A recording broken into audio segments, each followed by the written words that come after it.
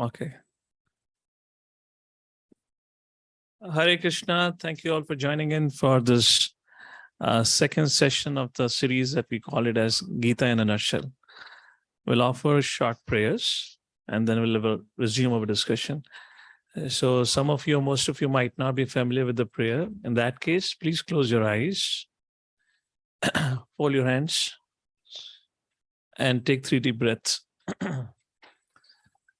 Om Ajnanatimirandasya Jnananjana Shalakaya Chakshuran Militam Yena Tasmai Shri Gurave Namaha Namo Vishnupadaya Krishna Prishtaya Bhutale Srimati Bhakti Vedanta Swami Niti Namine Namaste Saraswate Deve Gauravani Pracharine Nirvishesha Shunyavadi Pashyata Deshatarine Jai Shri Krishna Chaitanya Prabhu Nityananda Shri Advait Gadadhar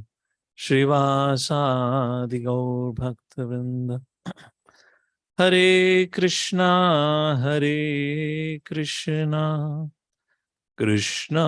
Krishna Hare Hare Hare Rama Rama Rama Hare.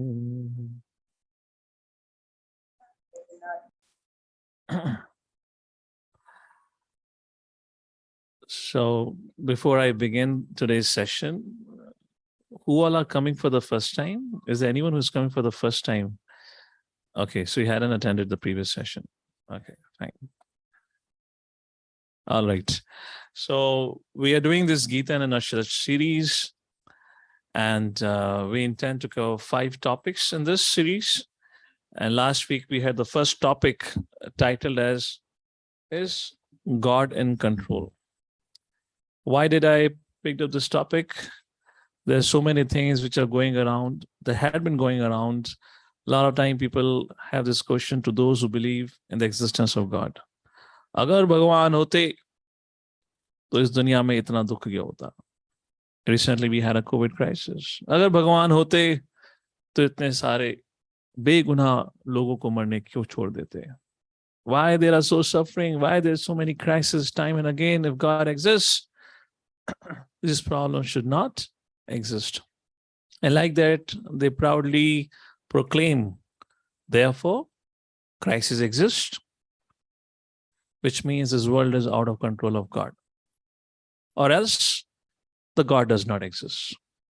And they proudly proclaim themselves to be agnostics or atheists like that. So this was a whole topic where we kind of had a discussion. First of all, why do people believe in God? We discussed 4 reasons. Anyone remembers? Acronym? DUST. I'll not go into details of it because we have a big topic to cover today. Let the acronym be sufficient enough for you to, kind of remember last week's discussion. And then the conclusion of this, why do people believe in God, when we gave this 4 reasons as an acronym called DUST, we kind of concluded that, people, their faith keeps on changing. Just like the weather keeps on changing, similarly, the faith keeps changing depending on what the external situations are. If they are favorable, oh yeah, God is there. It becomes unfavorable, why God has become unjust to me? So maybe God does not exist. So then we had a question. Before we get into a question about, is God in control? First of all, we need to answer, does God really exist? And then we had given 4 reasons for it. A scientific logical presentation that proves God does exist. Does anyone remember any of those reasons or logical evidences which proves God exists? Logical. Science means logical. Creation means creator. What else? Laws means lawmaker. Energy means energetic. Organization means organizer. There are many more which we can discuss, but we just give you 4 logical evidences considering the time that we had. After this, we had a discussion then. Look at the world around you. Is it all happening by chance? Where we gave you some snapshots, showed you some snapshots of somebody born in a rich family, somebody born in a poor family, somebody having a very beautiful body, somebody's not that good looking, somebody's hale and healthy, somebody's very weak and fragile. Why there are so many different kind of, you can call it discriminations, differences? Why? Is it all happening by chance? Then I had raised a question. What do we determine and what we don't determine? You can decide. You can decide for your job. You can decide the car model. You can decide 2 BHK, 3 BHK. You can decide the country where you live in. You can't decide your face cut. You can't decide your parents. You can't decide your intelligence. You're born with it. You're born with your gender. That's a different thing. Today, man wants to become God, so they're making changes with the laws of the nature. And you go through plastic surgery and whatnot. But none of us chose our parents, yes or no? None of us chose our intelligence. None of us chose our face. So there are many things we do which we don't choose. So the question is, who decides? That was the third part of discussion we had raised. Is it all possible that there is a higher force, higher being that decides something and everything? So by this time, we kind of come to a conclusion that there is nothing happening by chance, because we don't have any logical example or any one instance that happened by chance. Remember the story of Einstein, the solar model created by Einstein that we had discussed to make a point here. Then the fourth subject, or the fourth point, yes, last time we discussed, what are the challenges to believe that God exists? And the 2 prominent challenges are, can you show me God? We discussed that. And the second was, who created God? For both of that, we had two evidences, logical discussion on how to see God and who created God. What does it mean like that? And then, if God exists, the question arises, how to gain perfect knowledge about him? And then I've given an example to you. Imagine in front of your house, you have an old building which is 100 years old. You can find your neighbors, ask your grandparents. If you have 500-year-old building, it's going to be difficult. If it is 1,000-year-old building, it's going to be damn difficult to know who is the owner of it. Something which is 10,000-year-old is going to be close to impossible to know who is the owner. Now imagine who can tell us who is the creator of this universe, which is trillions of years old, which means it is beyond our mental or sensory ability to figure out the ownership or the owner of this creation. So how do we find out about God? How do we know? Because God is one person who created. That's the definition of God that we discussed until last week. God is one who created this universe. So question arises, how do we gain perfect knowledge about him who is beyond our mental and sensory abilities? So we discussed about the 3 ways of acquiring knowledge: Pratyaksha Praman, Anuman Praman, and Shep the Brahman. Pratyaksha Praman, Anuman Praman, they're not perfect because there are 4 defects, inherent defects in all living entities. Anyone remember that 4 defects acronym? Acronym was MISC. Anyone remembers any of that? MISC, what it stands for? M, mistakes. Yes, I, imperfect senses or illusions. S, commit mistakes, yes. And S for imperfect. Yeah, yes, imperfect senses and like that. Correct, correct. Online audience.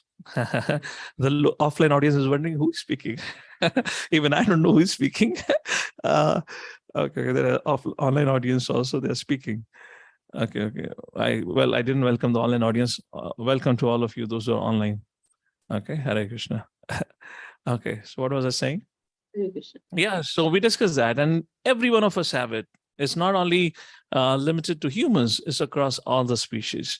So with these 4 defects, how can we, and we quoted one Nobel Prize winning scientist, Jugner, he said, even if somebody claims that we'll make a perfect instrument by which we can find out who is the creator of this universe, then he said, even if we create a perfect instrument, ultimately information is processed by defective mind and senses. You cannot have the perfect information as long as you're trying to acquire it on your own.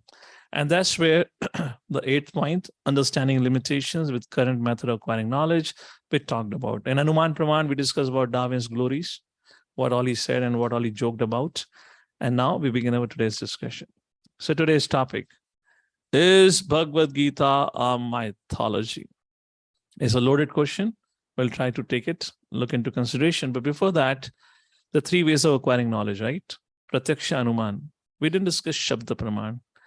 Vedic scriptures are said to be Shep the Brahman. Shep the Brahman means spoken. Shabd, words, spoken.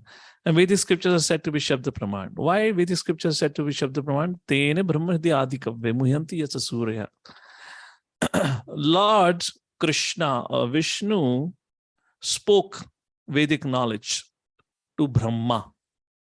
That is called as Shep the Brahman.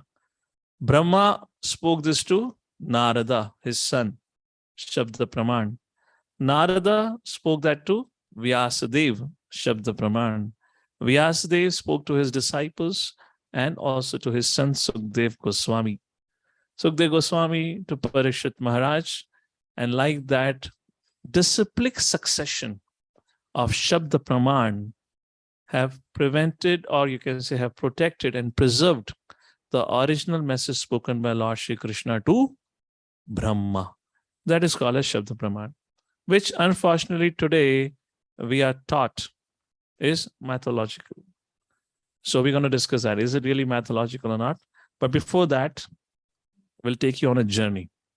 And the first pit stop of our journey is the three fundamental questions of life. If I happen to ask you, what would you define as a fundamental question for you? Fundamental questions means of life, for which everyone is searching for answers, but hardly anyone has any conclusive answers. Why do I take birth? Perfect. Anything else? What's the purpose of life? Fantastic. What else? Why do I die? From where did sound came? Oh yeah. A little bit you can raise your hand so I know from where the sound is coming. Why do I die? What else? Is the online audience speaking? They're able to speak? Who am I? Okay. So correct. Quite close. How many of you think from where did this creation came? Right? Remember those good childhood days, probably playing around with your friends or sitting on the terrace and lying on the terrace looking up the starlit sky and you're wondering, am I alone? Or there are other living entities in this creation? Are we alone in this planet? How many of you remember looking at the sky and wondering, having this kind of question in mind? Please raise your hands. Don't shy. You have to be a little quick with it. Okay. Many, generally people do that. So what are the three fundamental questions? Let's take a look at it. First, who created this universe? Second, who created all the living beings? And third, who created life? These are the three fundamental questions which even science recognizes as the three fundamental questions of life. Let's begin with first. Who created this universe? What does the science says? Now, the modern science is based on Pratyaksha and Anuman Praman. It's not based on Shep the Brahman. Okay. So we're going to first of all see what science says and what Vedic scripture says, which is Shep the Brahman. This is the first part of discussion. And let's see what makes most sense here. Begin with that. Okay. Now, the science says Big Bang Theory. All of you probably are familiar with Big Bang Theory. There was a point subject to infinite temperature, pressure, density, etc., and it exploded. And then from there came all this massive universe. And that massive universe came all these floating planets, stars, sun, and in that planets there is one planet called as Earth, which is inhabited with almost close to 7 billion plus humans and unlimited animals, birds, beasts, and whatnot. And all these wonderful people like you, beautiful living entities like all of you, have come from an explosion. Give a pat to your back. Next time when you fire a cracker on Diwali, hold it next to your face and use it as a beauty pack. Because ultimately we came from an explosion. Why are you running away from explosion now? That's what science is teaching you. So they have no answer, jokes apart, but they have no answer. Even if they say there is a point, question comes, where did that point came from? Right? Where did the point came from? Second thing, where did the space came from in which the point came itself? Space existed. And in that space came the point. So where did this point came from? And the third, who created the bang? Remember last time we were talking about the sun? We were talking about how there's a nuclear fusion going on. So they talk about 1996. Yes, the Nature's magazine America published a beautiful article which said that the amount of energy produced by sun in 1 second so far has not been consumed by the human beings in the whole history of mankind. That massive amount of the energy produced by sun. We say nuclear fusion. Fine. But who started the first nuclear fusion? We have so many nuclear fusion reactors here, right? And they are human beings, what not, so much protection they have to do it. And there's so much risk of leakage of radioactive rays or whatever they call it. So who started it? So this whole idea of, ho gaya hoga, somehow it would have started, that is not logical and that is not scientific. That's the point. We would need to make a space, or otherwise devotees have to shift to the last 2 chairs. So new guests can shift in. Sir, can you just shift in? Yeah, so there's a space for those who are coming. Okay. Yeah, please, all of you. So who created the bang and what's its purpose? And the fourth, if it exploded into an empty space, where did that space came from? This is questions not I am asking. This is a group of scientists who are against this Big Bang Theory. They even ask this whole Big Bang Theory, what are this answer for this? There are no answers for that.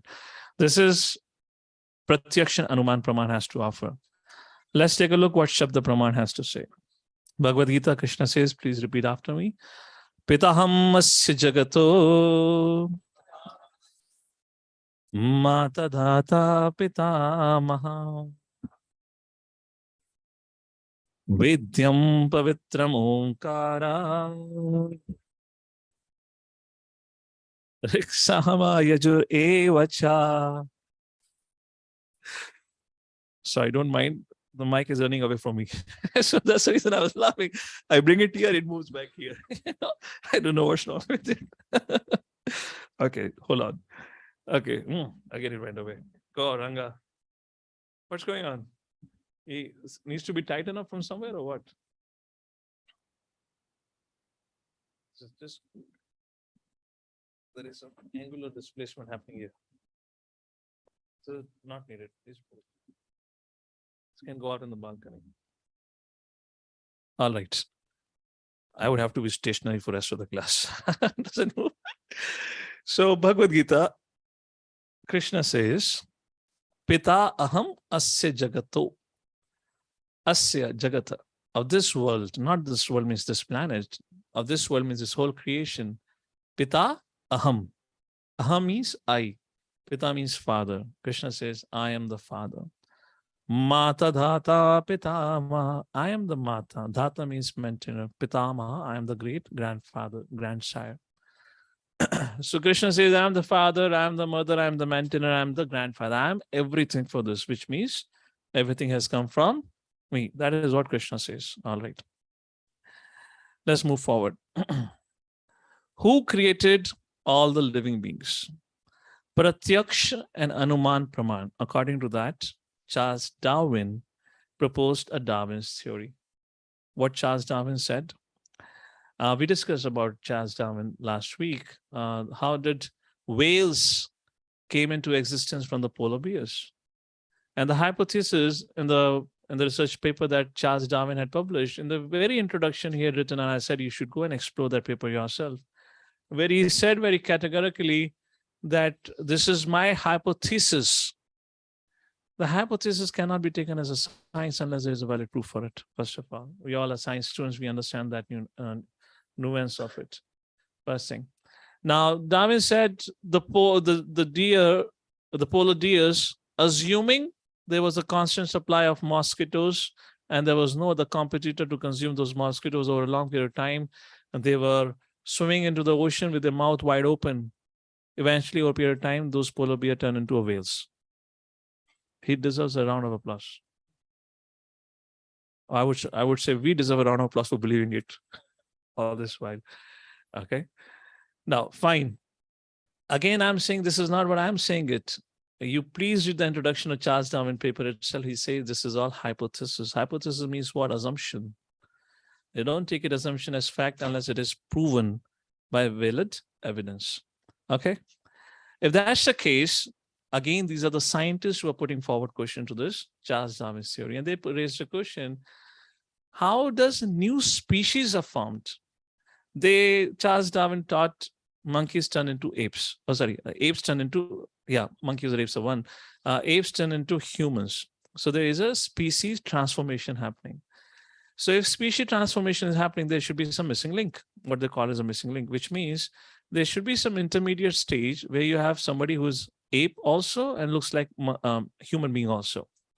In 1912, as you quoted last time, there was a kind of a con. In other words, some group of people came up with some artifact saying that this is what looks like missing link. It has a structure of ape as well as human. Thus, Darwin theory is proven. Only with one singular evidence, they proved that. And the history teaches us Mussolini and both Hitler took that as actual reality of life. And they thought we are of higher race. Everyone else has come from apes and needs to be killed and destroyed. That's what was one of the one of the philosophical reasons many people give, or philosophers give, for the Second World War. 1954, post-World War, 10 years later on, 45 it ended, 9 years later on, they found out that missing link was fabricated. They were created by a human being just to falsely prove Darwin's theory is a fact. And until today, there has not been even single evidence to prove apes have turned into humans, polar bears have turned into whales, some other species moved into other species. There's no singular evidence for it. Therefore, the question is being raised like that. How does one species transform into another? There is no evidence or there is no scientific logic available. This is just assumed. It offers fairy tale story to give reasons for the above questions. We discover polar bears transfer into whales. I'll quote only one professor right now. Professor Stephen M. Stanley, PhD, paleontologist, professor, University of Hawaii at Manoa. He says, fossil records show that all species of life, either be simple and complex, have always existed together. From the beginning of the time, we had given you evidence around 13.8 billion years ago. Fossil fuel records showed the apes and humans have always coexisted. Second, no link between one species and another has been found. This is what we study so far based on Pratyaksha and Anuman Praman. What does Shep the Brahman has to say? Let's take a look. We are talking the fundamental questions. Bhagavad Gita. Sarva yonishu kaunteya murtaya sambhavantiya tasam brahmahatyone aham bija prataha pita. Sarva means all, yonishu means all the yonis. Yonis refers to species, humans, birds, beasts, animals, everything, plants, everything. Kanteya, O son of Kunti, Murteya Sambhavantiya. They all have come into existence because of me. Tasam Brahmahadayonir Aham Bija Pradahapita. I am the seed giving father. Father gives the seed in the womb of the mother and the child is born. Aham means I, Bija means seed, Pradaha Pitaha. I am that seed giving father who has procreated or who has given birth to all the species of life. What are the species of life? We'll discuss in one of the future sessions like that. Krishna says, I am. From I, all the species have come into existence. Okay. Let's move to the third fundamental question that we are trying to discuss here. And the third fundamental question is, who created life? So far, we have discussed who created this universe, how did all these living entities came into existence, and now, most fundamental, how did the life originate? What does Pratyaksha Anuman or Anuman Praman teaches us? Chance theory given by Richard Dawkins, paper published by the name of Selfish Gene, 1976. He very categorically, again in his introduction, writes, this is a hypothesis. This is an assumption, like this way it must have happened. Now, when a scientist or any scholar says an assumption, which means the research is in progress. We are trying to find out evidence to prove what I am suggesting. It's not that you cannot hypothesize. Any research paper you do, any research work you do it, that I have done research through my education and the professional life, it always begins certain hypothesis and assumption. It's not that you're prohibited from assumption, but if research ends on assumption, it is not called research work. It's called a novel. Yes? Harry Potter is a research thesis or a novel? It begins with assumption. It ends with, what do you call it? Okay, that's the point. Okay. Okay. He writes this in his intro. He writes, I've made a point also. He said, this book should be read as a science fiction. Please go back and again Google it out. What he says. He said, this book should be read as a science fiction, now which is taught to us as the life was created according to what Richard Dawkins have suggested. What? There was a single cell, unicellular, transferred into multicellular, then to complex cellular. Our building block of a life is RNA and DNA, what is called as genetic code. Anyone from medical field here? Probably difficult. We're in Hinjawadi, IT hub. Doctors won't be here. Doctors are in rare species out here. Okay, so fine. So RNA and DNA are said to be the building block of any living being for that. They're said to be genetic codes.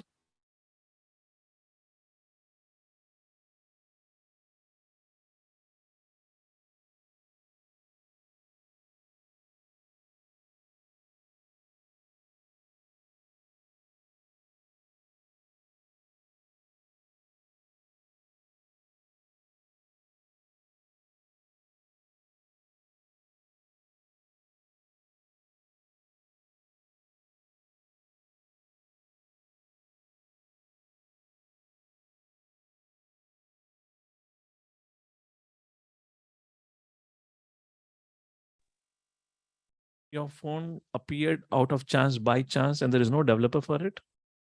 Anyone? Yes or no? RNA, DNA, genetic code happened by chance. He called it chance theory. See, I have not started decoding the theory, but the name of the theory is chance theory. He himself is saying chance theory. Richard Dawkins called this origin of life as the theory that he gave is a chance theory. Not even a single application that we have, a basic application, has happened by chance. And the most complicated code in this universe, that happened by chance. That deserves a round of applause. And those who believe in deserve a double round of applause for that. So again, scientists raise a question. Are you all comfortable? You need to increase the speed of the fan. Okay? Be comfortable, nothing to shy. I mean, unless you don't do austerity. In case, if you're not comfortable, increase the speed of the fan, or we can switch on AC if that's required. So if it is just by mixing of chemicals, as what the chance theory says, the life originates. The question is, why not you mix my chemicals? You know, the person dies. People have been dying from the beginning of the creation, and they continue to die even today. If it's just about changing some chemical composition, why not? Forget about saving life. Why not create life by mixing the chemicals? Okay. Who created the genetic code? We already talked about it. Where did this code came from? And what is the source of living being, a living cell? Okay, even if somebody says all this thing, the question comes, then who created emotions, intelligence, consciousness? There are two sets of machines in this room right now. If we talk in a modern science language, one is this human machine, because that's what the science treats, human body as a machine. And there is a camera, both are machine. So in this room, there are two sets of machine which are observing another machine in a scientific language. Now, how many of you say between this machine type A and all of you as a same species or type of machine type B, there's a tremendous difference?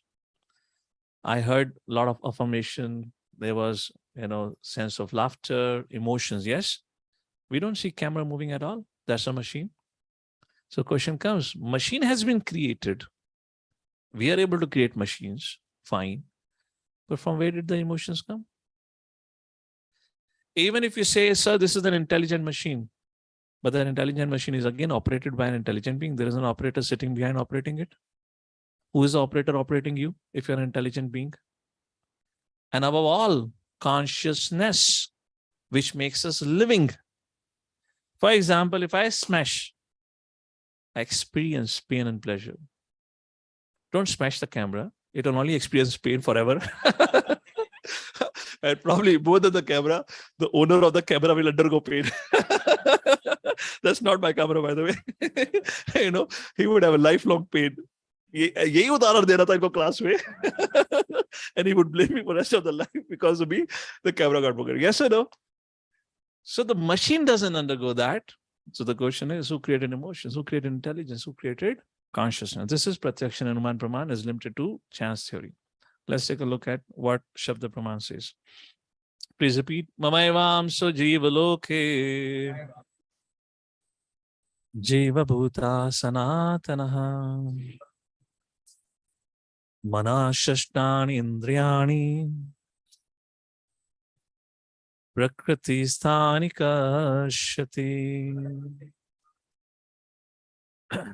Mamai, mine, amsha, part and parcel, jiva loke, all these living entities are my amsha, my part and parcel. Who is speaking this?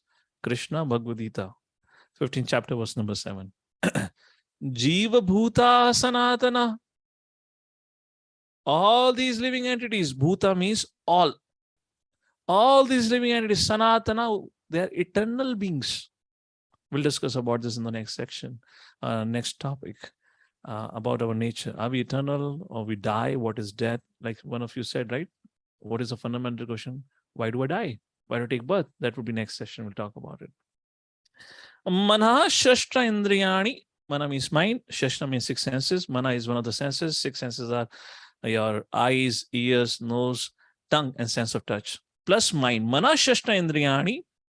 Prakriti sthani karshati. Karshati means friction. Karshan. You know what karshan? In English, it means friction. They are trying to, with prakriti, with this material nature, they're trying to play around with material nature, which is creating friction, which means an anxiety. All of us would have an experience of anxiety. So, Mamaivam Jiva Loke. So Krishna says in Bhagavad Gita, who created life? Mamaivam Jiva Loka, Jiva Bhuta, Sanatana. So I leave it on to you to make your decision. You want to go through Pratyaksha and Anuman Praman, which is inconclusive, which is fictional, no evidence, or you want to go through the words of Lord Shri Krishna and Bhagavad Gita, which is conclusive, very clearly stated the answers for all this question. This is just a beginning of Bhagavad Gita, by the way.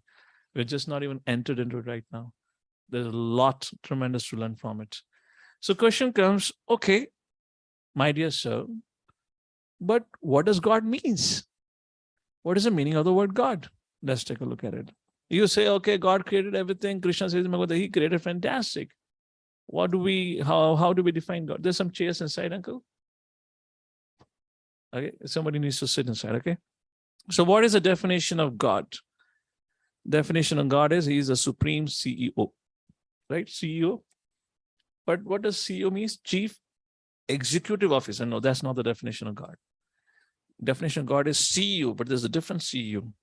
He is a supreme controller, supreme enjoyer, and supreme owner. This is the correct definition of CEO. So which means he is the supreme enjoyer. All of us in this world are trying to be enjoyer. But who can be the supreme enjoyer? Only that person who is the supreme owner. What is the meaning of your ownership? If you cannot control what you own, so supreme owner must be a supreme controller. And who can be the supreme controller? The one who has created it.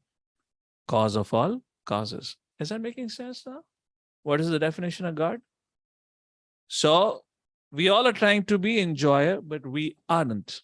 Why? Two reasons. One is limited senses. Even if our senses are potent, but they're not potent forever. Second, limited resources. So we cannot be supreme enjoyer. So what is the definition of God? Supreme enjoyer. Why? Because he's a supreme owner. Why supreme owner? Because he controls everything. He's a controller. And being a controller means he must be the cause of all. That is the definition of the supreme. So now we come back to again the question that we raised last time. How to gain perfect knowledge about such a person? How can a child know who is my father? There is two ways, inductive knowledge, deductive knowledge. Inductive means research, deductive means to receive. Inductive research, medical tests by genetic fingerprints takes 800 years to identify a lot of 200 man of whom is likely to be your father. And deductive knowledge, go and ask your mother. Is that okay? Simple, quick. That is called as Shep the Brahman. Hearing from bona fide authority. Bhagavad Gita, Lord Shri Krishna, chapter 4, verse number 2. Evam parampara praptam imaraj rishayo viduhu. My dear Arjuna, this knowledge which I'm giving to you, evam. Evam means this. This fourth chapter, verse number 2, which means Krishna have already spoken 3 chapters, right? This knowledge I'm speaking to you, parampara praptam. Prapti, praptam, in parampara. Parampara means disciplic succession. Teacher, student. Student becomes a teacher. He teaches to his student. As I gave you in the beginning, Krishna spoke to Brahma, Brahma spoke to Narada and all that. It continued and has continued in the disciplic succession, because of which the original message spoken by the Lord is still preserved. But because 5,000 years ago when Mahabharata took place, the message was not preserved. The next 2 lines of this verse, which I've quoted there, Krishna says in 4th chapter, verse number 2, Sakala naha mahatha yoga nashta parantapa. Hey Arjun, because with time, this disciple line of Bhagavad Gita was broken. Sakala neha mahatha, under the influence of Kal, yoga nashta, the knowledge yoga, which I'm giving Bhagavad Gita knowledge of yoga, was broken, nasht, parantapa, or destroy of enemy. Therefore, I'm re-establishing this disciplic succession by giving you this knowledge of Bhagavad Gita. And that is what called as Shep the Brahman. Of course, I do understand some of you may have a question. Oh, who is a bona fide authority? Let's take a look at it. Shep the Brahman. How do we know if authority is genuine and above 4 defects? What are the 4 defects again? MISC. What does MISC stands for? Mistakes, illusion, senses, imperfect senses, and C for cheating. Therefore, please go back and hear the first session. Very important to set up some fundamentals if you missed it, okay? So the authority which is genuine means it produces results, is time tested, and it is above 4 defects. Only that authority can be said to be a bona fide authority. So what is the test of such an authority? First, opinion does not changes. There's something called as gravitational constant. All of you are from science background, right? It's surprisingly called as gravitational constant. Every few years it changes. It should be called gravitational variable. They keep on changing. There's so many things in science that keep on changing opinion, yes? Now, regarding the COVID theory, the cause of COVID, there would have been as many theories about it, as many people would have suffered in this world because of it. Yes? Opinion keeps changing. That is not an authority. Has stood the test of time, which means from the beginning of the time until today. It's a fact.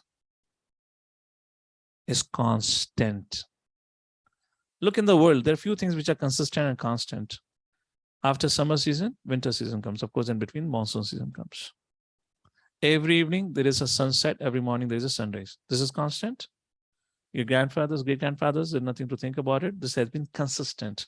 This is called has stood the test of time. Third, it has not been proven wrong. It's not that it was correct before that is incorrect today. A lot of time people ask, oh, Bhagavad Gita was okay, great, but 5,000 years spoken, how is it practical today? By the way, it was spoken for all of us only. Arjuna was used as an instrument so that we can change our life today, because Krishna is not physically present in front of all of us. So he left the instruction by which we should be living. It is most practical today, most relevant today. But considering it, oh, it is old, so it should be useless. That's what our understanding today is. Something which is old is of no use, but that's not what it is. Instructions are always forever. That's the point here. Let's take a look. Somebody say, oh, but I still have a doubt. What is a doubt? How do I still gain perfect knowledge? Because our senses are still imperfect. Ultimately, I have to process information through my senses. Therefore, scripture says, iron rod is iron rod. But when you put into a fire, it becomes like fire.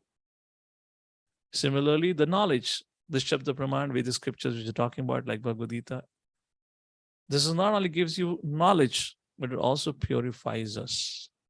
It gives you the process by which to purify ourselves from these 4 defects. All right. Next. Should I not approach God directly? How many of you would have this question or think, अरे क्या जरूरत है बीच में सबकी? Direct connection होना चाहिए. Current jaldi transfer hoga. How many of you actually have come across this inquiry? Why? Why should I not approach? My answer is, yeah, approach. Who said no? I have no problem. Just like you're studying Einstein's theory. Can you study directly from Einstein? You are in life going through a disciplic succession. Yes? Whatever you have learned is through disciplic succession. The physics, chemistry, maths, biology, whatnot. Go and tell your teachers, I'm not going to study from you. I want to study from the one who created this. I have no problem, but the point is, imagine if the child or the student have to say like this, I will only accept Newton's theory when he comes and teaches. You fail me, I don't give a damn about it. The teacher said, I don't give a damn either. Hell with you. So, therefore, it's just not practical actually. But again, there should be a way to understand if Krishna is not present, what's a bona fide authority? Please understand, how do we say this is a good tree and a bad tree?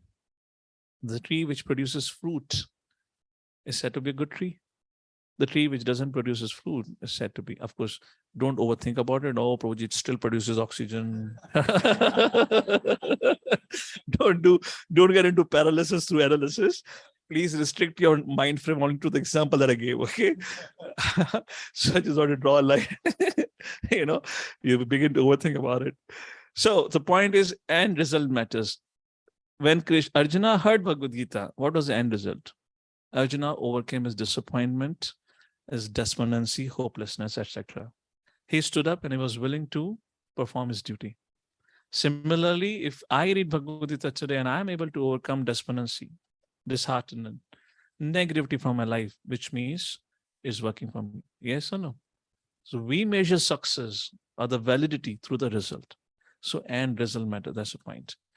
So to summarize the first part of discussion, there are three fundamental questions: who created life, who created the universe, and why there are so many different species. Definition of God. What is the definition of God? Supreme CEO. What is CEO stands for? Yeah, okay, good. That's not your CEO of your company, huh? God is beyond sense perception, therefore Shep the Brahman.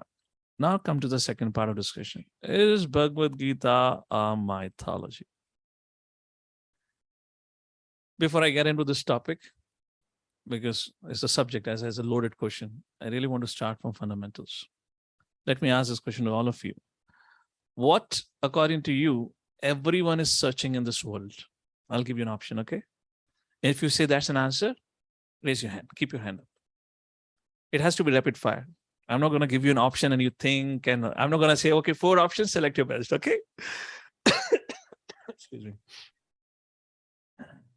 Take out this thing. So what's everyone searching for in this world? First, how many of you think money? Now good. People are so okay. Now keep your hands up. I just want to see money. Good. Hey, you change your position or what? Okay. Money. Okay, good. 3 of them said everyone in this world, according to their understanding, is looking for money. Correct. Good answer. Fame. Popularity. How many of you say that's what? There's nothing right and wrong, okay? So don't shy. Fame. Okay, how many have raised their hand? Please go ahead, raise your hands. 1, 2, 3, 4, raise your hands. Okay. Success. Want to be successful.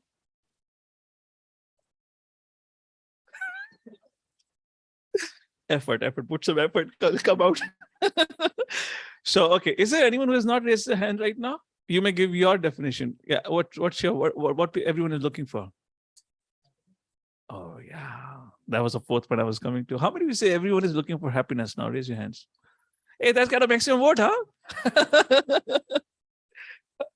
Okay, great. And that's actually the point which we want to focus. Everything that we do, the underlying principle for it is happiness. We all are searching for happiness. And it's not only you and I, every living species in this world is searching for happiness. There are around 7.2 billion people in this world today. How many can claim to have attained it? I have found happiness. How many of you think search is still on? How many say given up? I mean, okay, it's a subject matter itself to talk about it. Year after year, generation after generation, we are told, you do this, you'll get happiness, right? You go to school, you'll be really happy. You go to college, you'll be really happy. You get a job, damn sure you'll be happy. Nobody looks happy right now. Everyone is working, right? सबके शक्ल में बाजा बजा हुआ है. Then parents say, बेटा शादी कर ले बस. असीम सुख का मार्ग है शादी. Just get married. That's the way to eternal happiness. I have nothing to comment. So I'll keep quiet. And then they say, oh, no, you should have some kids also. And this and that, it goes on, yes or no? And at the fag end, someone will say you reach around 50 years of your life and all that, you have raised your kids have gone to America, you've traveled several times abroad, whatnot, everything, you have your 3 BHK car and everything. And you ask a 50-year-old person, have you got happiness? Search is still on. So let's assume even if person have got it, he has got the happiness, but the point is for how long? That's a very important point to note here. Even if you have got it, for how long? Which means what's the duration of life? 70 years, 80 years? If there are some brothers and sisters of COVID yet to be born, we don't know how much longer we'll live, isn't it? So, but the point here is, it's not only about humans who are searching for happiness, it's about every living entity is searching for happiness. Let's talk about some commonalities between humans and animals. There are 4 commonalities which are described in the scripture. Mahabharata, there is a verse, I'll quote that verse in a short while, that gives 4 similarities or commonalities between humans and animals. As an acronym which you can learn, SEED, S, sleeping, right? The difference between our S for sleeping and the animals is we might have a queen size, king size bed on the 20th floor of a building or 108th floor of a 7-star hotel, expensive room and whatnot, and the animal may fall asleep on the street. Sleeping is common. Eating. Lion eat non-veg, cow eat veg. You are a zookeeper, you go and ask the lion. You don't ask the lion, you feed meat. And to the cow, you feed grass. But when that same zookeeper goes to the restaurant employee comes and asks, sir, ghas ya mas? What do you want? Veg or non-veg? So for us, for our eating, so many arrangements are there, so many menus are there, South Indian, Chinese, Italian, whatnot, French, intercontinental menu. So much, but for animals is straightforward, but they do eat. Commonality, agreed so far? Third is enjoyment, right? Animals they do have some family life, they do have ways to enjoy. How much we spend our energy for enjoyment? We have pubs, bars, theaters, big entertainment, what not. So much human energy and time goes in just creating facility for enjoyment. And then comes defense. And despite all this enjoyment, have you ever heard the news in Falana Dhikana colony? One tree on the corner of the street, on this particular morning, one dog was found hanging, committed suicide. But it's a little bit common, right? You find somebody jumped from this building or found hanged and all. Despite having so many facilities for enjoyment, people are still committing suicide. There's not even a single instance of an animal do that. I was in North Carolina. Raleigh is a city, if I'm correct. Some time ago in America. I was visiting there, so I had an American friend along with me. And there was this big shopping mall. We just parked in the parking lot, and he just wanted to grab something from the store there. So I was sitting in the car and I was waiting. There was one doctor's cleaning by the name of Dogs Cleaning. D-O-G, hypothesis S Clinic. So there's a surname by the name of D-O-U-G. I don't know how do you want to pronounce it, dog, whatever you want to pronounce it. So I thought, you have Chadda Clinic, Patel Clinic, right? The Dr. Chadda, Dr. Patel Clinic. So I thought it's an allopathy doctor. But the specialty of that clinic was, whichever patient entered that clinic had a dog with him or her. I was wondering, what is so special? I know they're dog lovers, but why would you go to a doctor along with a dog? Finally, my friend came and I said, everything is okay, but I'm a little surprised. You see that clinic? Why everyone in that clinic is going along with a dog? He said, that's not a clinic for humans, that's a clinic for dogs. I go, hey? Kutto ka clinic? I go, why does the dog need a clinic? He said, here in America, they get too much association of humans. They become mental. This is what he's covered. I'm not commenting. He said, here they get too much association of humans, so they lost their mental balance. This is to set up their mental balance. There is a clinic like this. Okay. D for defense. Sleeping, eating, enjoying, and D for defense. We can keep the door open, little ventilation. D for defense. You know, the animals have claws to take care. For defense, how much amount of money is spent annually? What not we do for that? So if you take a look at it, in basic desires, we are same with animals. Agreed upon it. The question comes, what is the difference? What's the difference? Is there a difference? Yes, there's a difference. So we discussed about commonality as seed formula. Let's talk about the difference as A, B, C, D formula. What's the difference? A, ability to inquire. How many of you have heard of Buddha? Raise your hand. The enlightened me. Raise your hand. High up. So I understand. Oh, Buddha nahi suna? हाथ खड़ा करो ना, पता तो चले आप लोग समझदार नहीं आ रहा है. Yeah, we have heard of Buddha. Buddha is said to be an enlightened being. How his story began? Very short, quick. He asked when he was sitting on a chariot, went out of the city, went out of his palace and went into the city, and he saw an old man. He saw a sickly man, and then he saw somebody who had died, who was being carried across, and he asked, "Oh, do I have to become sick? Do I have to become old?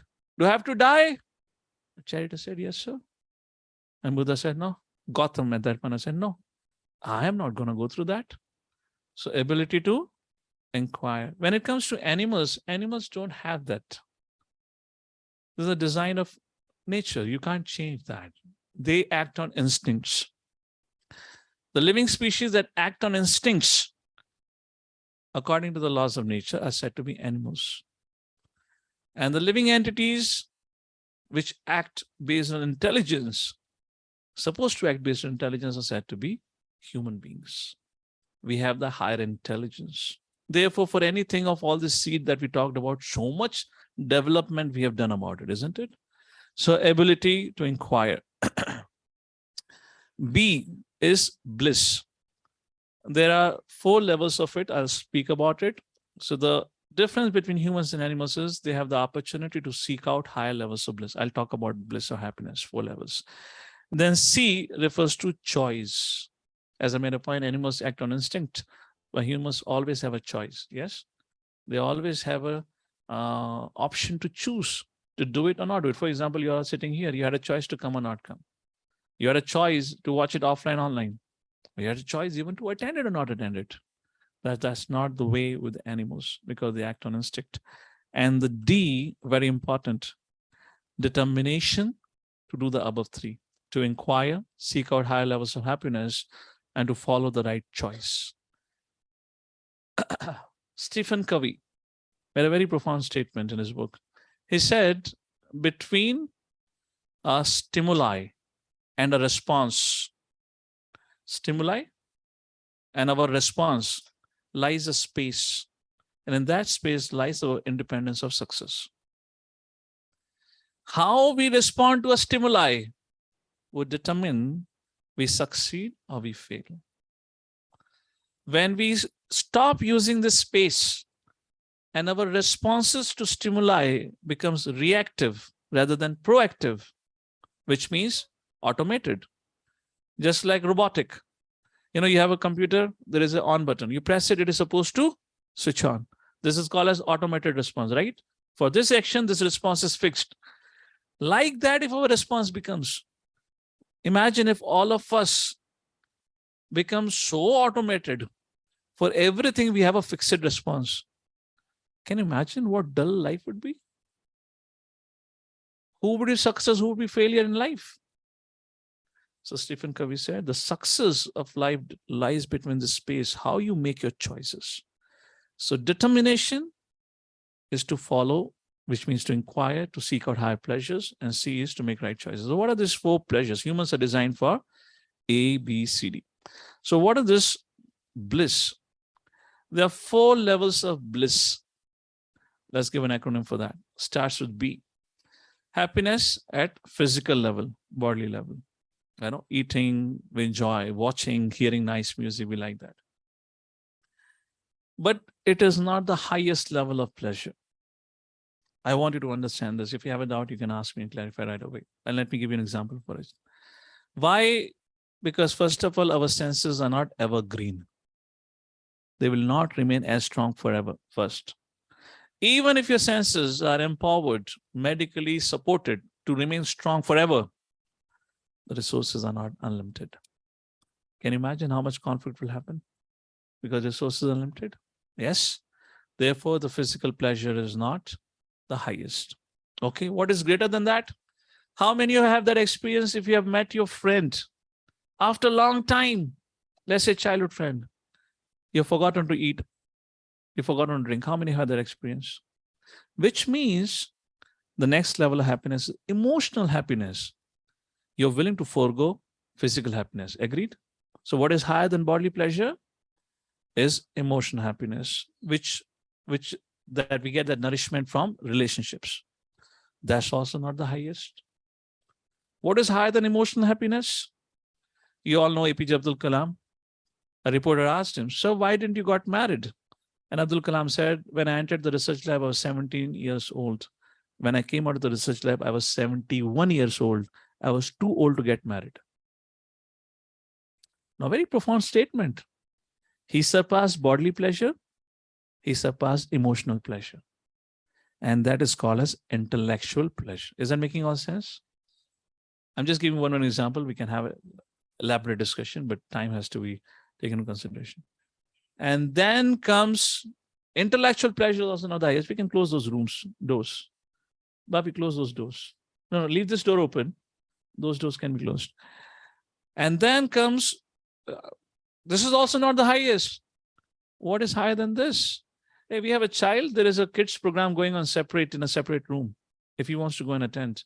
If there are any kids here, there is a Bhakti school going on. Please go out. There is Mother Pragati sitting here. She'll guide you to that place.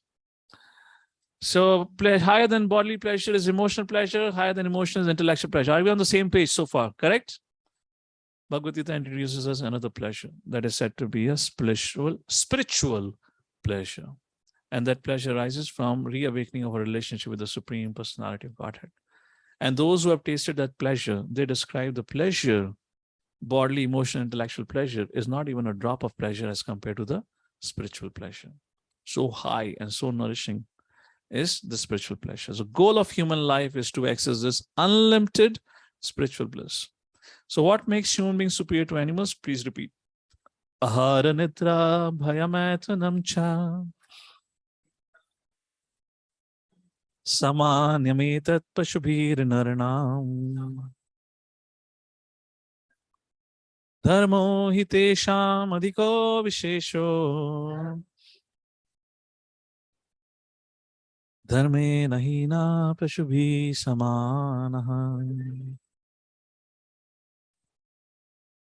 Ahar, eating, nidra, sleeping, bhaya, maintenance or protection, mathanam, enjoyment. All these four, samanyam, saman. Etad, pashu, narana means human beings. These four are commonality between humans and animals. That's what we were discussing so far. Mahabharata means this verse comes. What is the uniqueness of humans over animals? Dharmo hitesham adhiko vishesha. What is the uniqueness of humans? To inquire about dharma.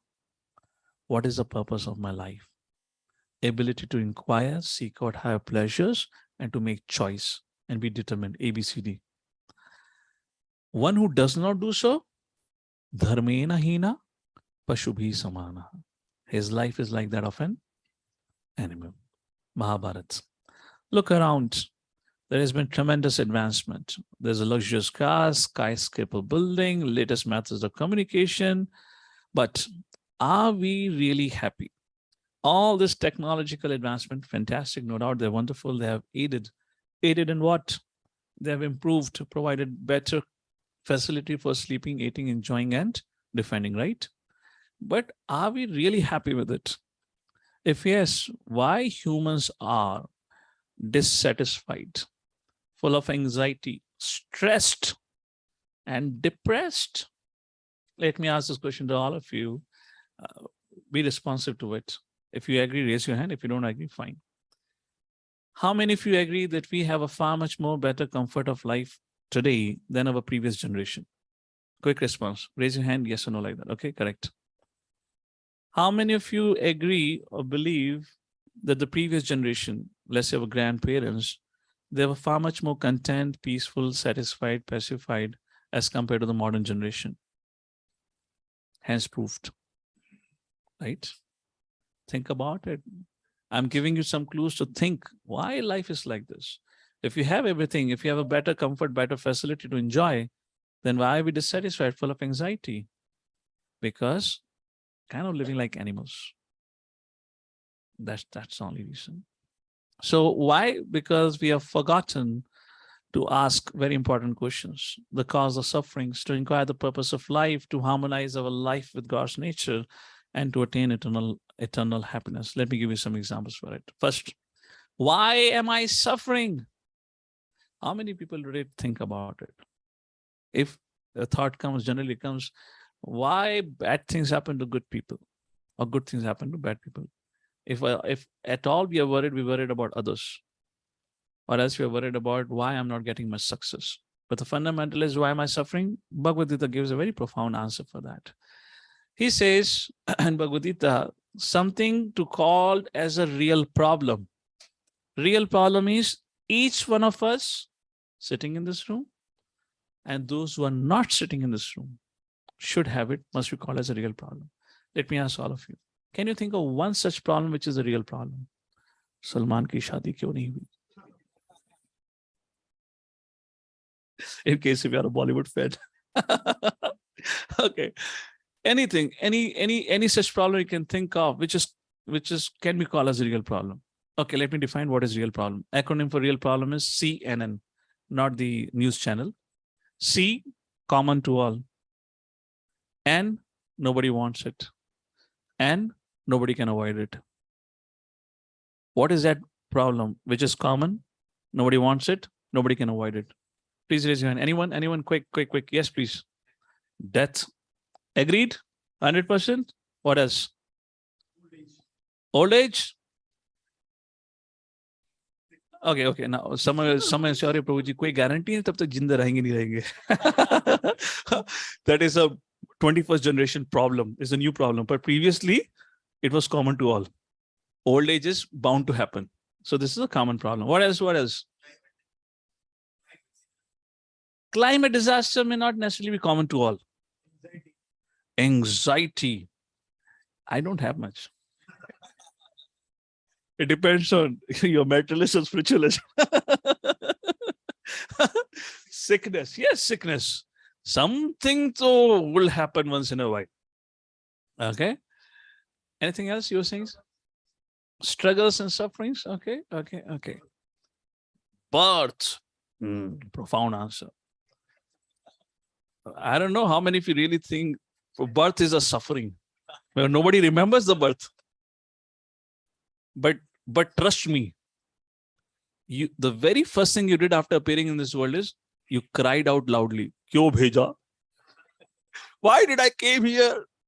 Of course, you didn't say like this, but you cried. And if you didn't cry, you got the first slap of your life.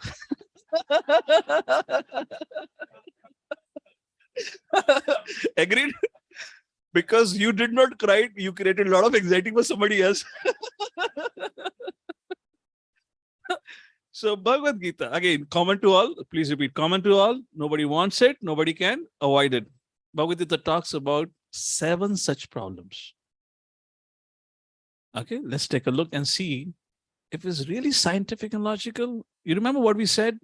What is the test of authority? Never proven false, time tested. Bhagavad Gita was spoken 5,000 years ago. Let's take a look in this consideration. Is it false now? Or is it not time tested? Let's take a look. First problem. Birth, death, old age, and disease, Krishna says, Bhagavad Gita 13th chapter, verse 8-12, between that, Janma, Mrityu, Jara, Vyadhi, are 4 problems which we cannot avoid. Birth is birth, death is death, old age, Jara, and Vyadhi is disease. These are common to everyone.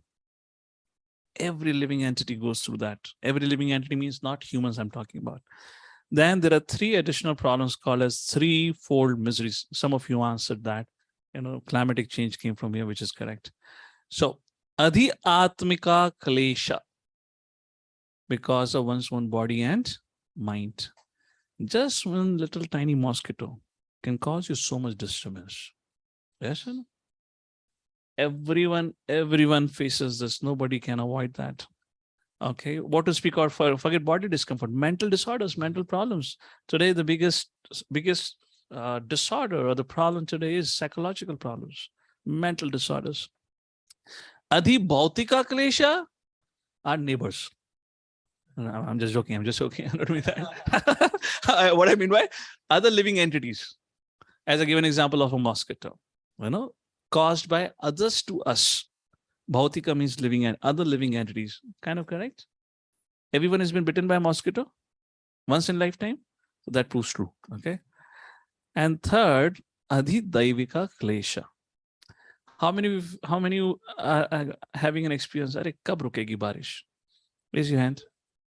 You are undergoing Adhi Daivika Klesha right now. So is it making sense? Birth, death, old age, disease, Adhi Atmika, Adhi Bhautika, Adhi Daivika. These are the 7 problems which Bhagavad Gita mentions, or Krishna speaks about in Bhagavad Gita when? 5,000 years ago. Is it common to all? Is it time tested? Ever be proven false? That's called authority. Okay, we may say, oh, we have so much medical science, latest technology, but cannot stop old age, cannot eradicate disease, and hardly has an understanding for life and death. You have an old age, you have white hair, they give you Godrej hair dye, right? Make white to black. Wrinkles on face, use facelift. Got back pain, stomach pain, use painkillers. Breathlessness and death, use oxygen tubes. Nothing else that they can offer beyond this. Patch up solution.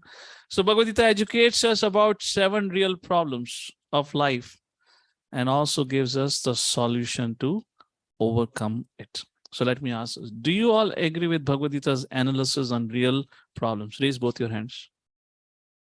दोनों हाथ उठा. इसको हमारे culture में कहते हैं हरि बोल. Fully agreed. Okay, good. Okay, what's the solution for it? What's the solution that Lord Shri Krishna mentions? Let me give you an example. I'll give an example. You have to give me some answers to it. Okay, let's take a look. All of you have heard Mukesh Ambani. If not, let's say Mr. Tesla. What is that guy's name? Elon Musk. Okay, whatever it is, whichever rich guy. Imagine either of these fellows or Mr. Adani. He is your childhood friend. Imagine. Hypothesis, okay? I'm kind of acting like a Darwin here. Hypothesis, okay? You're a childhood friend with him. You remember those movies back in 80s and 90s में movies आती थी? तो वहां पे हमेशा जुड़वा कुंभ मेला में खो जाते थे. So imagine, let's say Ambani ji, Adani ji, Mr. Tesla, whatever it is, his son has been lost while he was young in some kumbh mela. So far, so good. You are one day driving on the Hinjawadi road. So we line mein na? Okay. And then you come at traffic signal. Come across a traffic signal. You're driving a car, one beggar comes and knock on your door. Saab ji, Chanda Saab ji, Saab Biksha Saab ji. And you look at him. You take out your wallet, take out some 5 rupees, 10 rupees, you give it to him. He walks away, but you're still staring at him. You're still staring at him. Jana pehchana lagta hai. Looks very familiar. You're still staring at him. And suddenly you realize, oh, hey, this is the lost son of my dear friend. He's the one who was lost. Now you have a couple of things that you can possibly do. He's the son of the wealthiest person. The first thing that you can possibly do, you give 10 rupees. Oh, he's the son of wealthiest person. Let me give him 2,000 rupees. He deserves more. Okay. मेरा दोस्त का लड़का है, थोड़ा ज्यादा देना चाहिए, तो 2,000 का नोट दे देते हैं. How many will prefer to do that? Rapid, yes, no? Okay, good. Huh? Okay, okay. Second thing, oh, he's the son of my wealthiest friend. I should provide for his education. I should take him, put him in the car, go and drop into the school, and tell the school principal that all his education on my account so that he can stand on his feet. How many will you do that? क्या रे कुछ करने वाले या नहीं? Example समझ आया ना? Are you waiting for the third option? What is the third option? You tell us what's the third option. Okay. And the third option, you call him, put him in the car, and take it back to your friend. And reunite the lost son with the lost father. Raise your hand. Who's going to do that? Yes? Anyone for the fourth option? That is what Guru does, a bona fide authority does with us by reuniting with our eternal Father, Lord Shri Krishna. That is what Bhagavad Gita does. Man mana bhava mad bhakta madhyaji mam namaskuru. How does it happen? Tadvidi pranipatena pariprashnena sevya updekshanti te jnanam jnanina tattvadarshana. Tattvadarshi, the bona fide personality who has seen the truth, he can introduce you to that truth. That's what Bhagavad Gita does. That's what bona fide authority does. So the true happiness lies in reviving our love for the Supreme Personality of Godhead. Is that clear so far? And all of you agreed. You're not going to give him some money. You're not going to do some charity. But you're going to take him back to his father. Because if he's back to his father, he doesn't need anything else. We all are the son of the wealthiest person in this creation. Chintamani prakarasatma shukalpa vraksha lakshavrateshu surabhi abhipalayantam Lakshmi sahastra shatasambrama sevyamanam Govindamadi purusham tamaham bhajami. Lakshmi sahasat, thousands of Lakshmi. Sambrama sevyamanam. This person is served by thousands of Lakshmi. Who is that? Govindam Adi Purusham Tamham Bhajami is the wealthiest person. So, recap of the second part of discussion so far.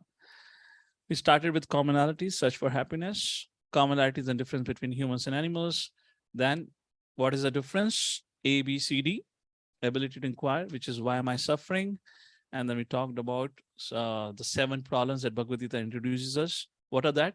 Birth, death, old age, disease, Adhibhautika from living entities, Adhyatmika, one's own body and mind, Adhidaivika because of climate. 7 real life problems which are common to all. Nobody wants it, nobody can avoid it. And Krishna Bhagavad Gita also gives a solution. What is that? Reviving our relationship with our eternal Father. Now comes a very important question. Is accepting scriptures not a blind faith? Scriptures blind faith. आप सब श्रद्धालु लोग हैं. आपके पास सिर्फ श्रद्धा है, पर आपके पास लॉजिक नहीं है, साइंस नहीं है. What is science? What is spirituality? Let's take a look at it. Science and spirituality. Pratyaksha and Anuman is what science is. Relies on senses and mind, right? What is spirituality? Shep the Brahman. Relies on scriptures. Yet, there are 2 commonalities between science and spirituality. What is the first commonality? Both begins with faith. That is said to be an essential prerequisite. What is said to be in English as axiomatic truth. Axiomatic word means self-evident, cannot be proven, doesn't require that evidence. Imaginary number. Is there any proof for imaginary number? If there was a proof, I would call imaginary number. And most of your mathematics is based on it. Think about it. There's so many things. Imaginary number, Heisenberg uncertainty principle, third law of thermodynamics. Yes or no? So there is no science without axioms. If we can accept axioms in science, my question is, why can't we accept Vedic as axioms? You're not the body, but spirit, soul. Spiritual world exists. God exists. Yes or no? These are the axiomatic truth in spirituality with which begins. Second commonality between science and spirituality, can you move a little forward, is pattern. Science is based on theory, experimentation, conclusion, right? How many remember your chemistry lab in the 8th and 9th standard? They'll teach you hydrogen perchloride will give you HCl. You go to the lab, mix and get a result, and you say, yes, yes, agreed upon it, theory taught, experiment done, result matched, it is called as concluded. Similarly, in spirituality, what we are learning is theory. The object of experimentation is I, where I take the theory, apply in my own life. That is called as yoga. Yoga is not taught to others, yoga is practiced by an individual. And when I get the result, then we conclude theory is correct. Science and spirituality are at war with each other, or are they common to each other? They're common. They're not at conflict with each other. So fundamentally, science and spirituality are one and same. Second point. Is accepting scriptures of blind faith? Well, take a look at some Vedic predictions if you want to talk about it. There's so many things which are predicted in Vedic scripture, which I again have proven to be true. Chanakya, his birth, his town, his father's mother's name. Buddha, Gautam Buddha's. About his birth, everything has been quoted. Christ, Muhammad, in Bhagavad Gita is spoken about it. Chaitanya Mahaprabhu, Buddha, Ashoka, in 12th canto Srimad Bhagavatam, about the whole lineage has been described about the place where they were born. That is what Vedic predictions. Fourth, undefeatable Vedic truth, the third claim. Like, for example, Veda states plants have life. Now finally proved by scientists, Jagdish Chandra Bose in 1940. Yes, he proved that. Description of human embryology in scripture matches with modern day medical research. Yet medical research as of now is not that much detailed as much as given in Vedic scripture. Third canto Srimad Bhagavatam tomorrow is a subject of discussion. No, not tomorrow. Tomorrow I'm talking about cosmic travel. After that cosmic travel, we're going to talk about embryology, which is given in Vedic scriptures. From the time of inception, what happens inside, up to the 9th month, every single detail is given at what particular time or which day, what particular limb is formed and how it is formed. To that much detail, embryology is given. And the interesting thing is whatever science have discovered today because of those UV machine, what they call as UV machine, ultrasound machines, those things, it matches with what Vedic scriptures talk about it. We all know about yoga, the benefits of yoga, the benefits of Ayurveda, astrology, mythology, etc. Vastu Shastra. How many of you have gone to Ayurvedic, astrologers to get your, Janampatri or Shadi Ka, right? Isn't it? This is all Vedic science. Some of you might be visiting some Ayurvedic doctors. Very simple, straightforward Ayurvedic medical science it is. Vedas state cow dung is pure. Since the beginning of the time, it has said cow dung is pure. In 1940, the scientists found out its antiseptic qualities. In Ayurveda, there are so many medicines are made out of it, like that. Next, is accepting scriptures a blind faith? Not next. So 3 things we discussed: science versus spirituality. No, there's commonality. Undefeatable Vedic predictions. And we also talked about undefeatable Vedic truth. And now we come to the last part of discussion. Some commonly asked questions on the subject of Vedas. First, what are the Vedas? Vedas, what? What does it mean, Vedas? Okay, let's go. We inhabit a huge universe.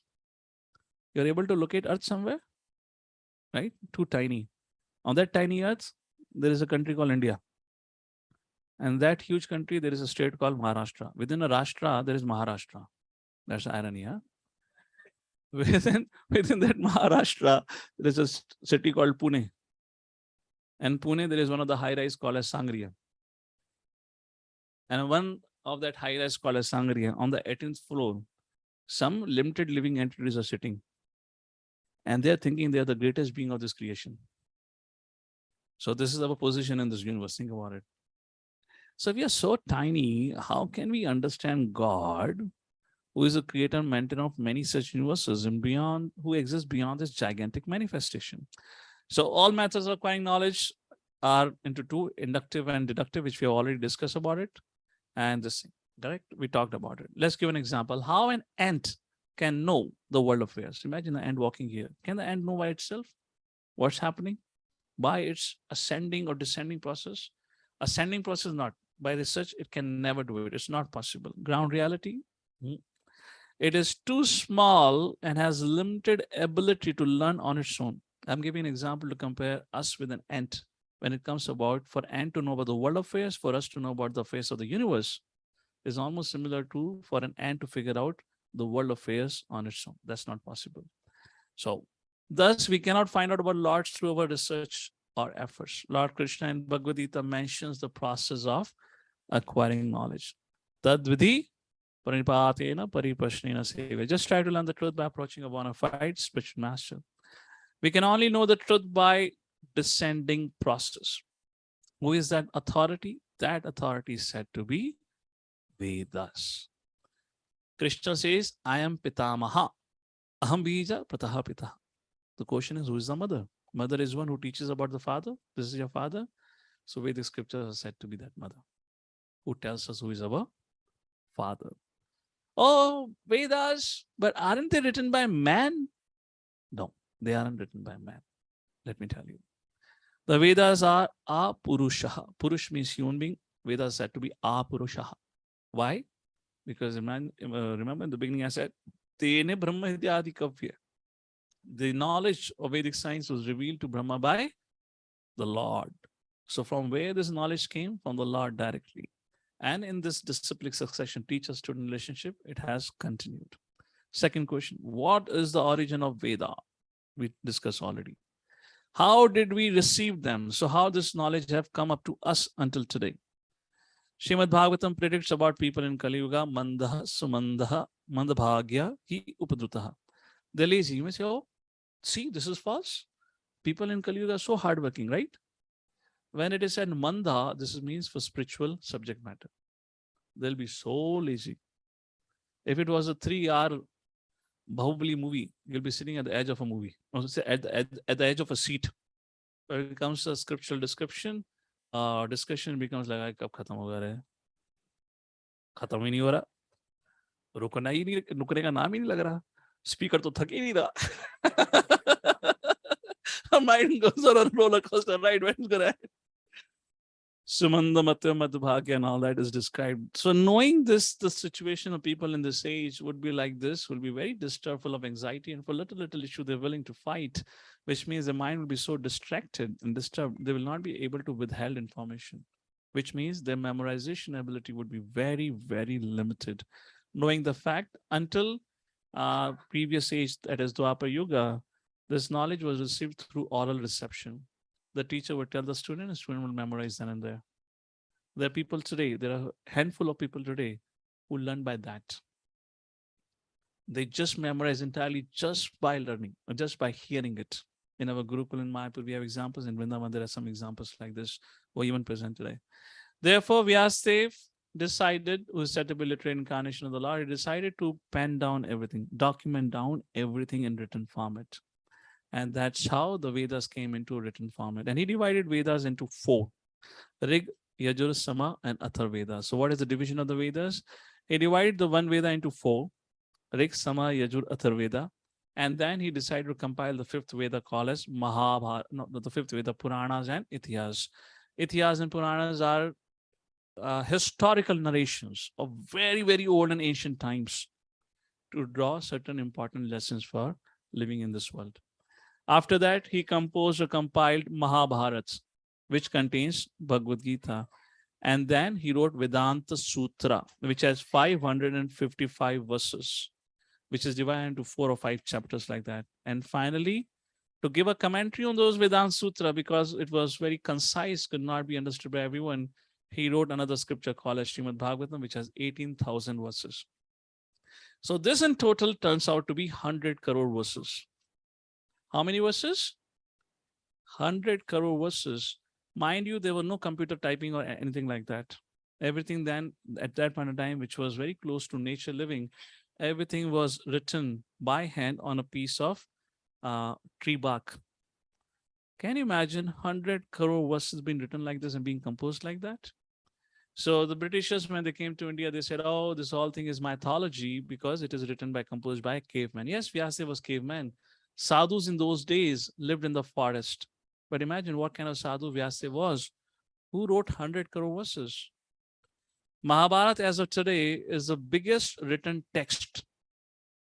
What is that? 4,000 couplets for that Shakespeare writing, or some writing is there for which, and Iliad, right? How many? 4,000 couplets, I believe, is something like that, which is considered to be the longest in Europe. Imagine, Ramayana itself has 24,000 verses, and Mahabharata has 1 lakh verses like that. Okay. So are the Vedas mythology? This is the last point of discussion. What happened to this? Hare Krishna.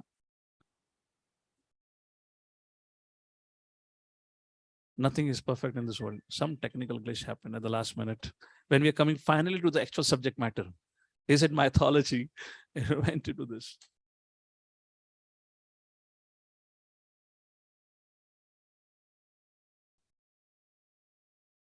Are you enough bored or is it okay? Okay, coming. I'm gonna tell you some hard facts. Bear with me. Like, dislike, that's not my subject matter. My subject matter is to tell you the truth. Okay, let's begin with the first evidence. When was it in the history the Vedic science was termed as mythology? Someone must have coined the word mythology, right? Mythology. Logy is a kind of a study. So it's a kind of a, you can call it as a part of course, the study of myths. When was this term coined and who coined it? The credit goes to the first Indologist by the name of Max Muller. He created a branch of study called as Indologist. Indology. Indology refers to Indian texts, to study all the texts, particularly Indus Vedic civilization, and speak about that little history. Hey, Haribol.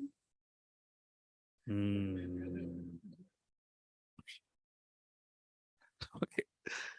So our Vedas mythology. So Max Muller is the one who coined the word mythology. History, to be repeated as it is. The objective was they were into the mood or mindset of colonization. Colonization means slavery.